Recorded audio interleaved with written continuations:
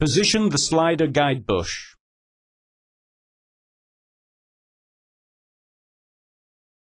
Position the thrust washer.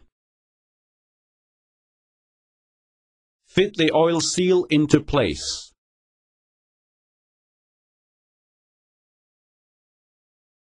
Fit the retaining ring.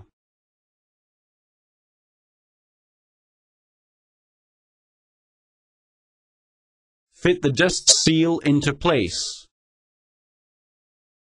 Insert the damping cylinder into the slider.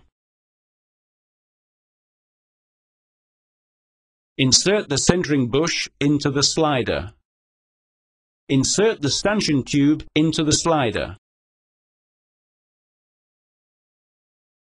Tighten the lower screw with washer to the specified torque.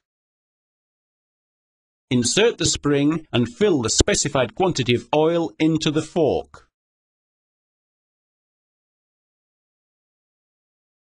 Fit the top cap and tighten.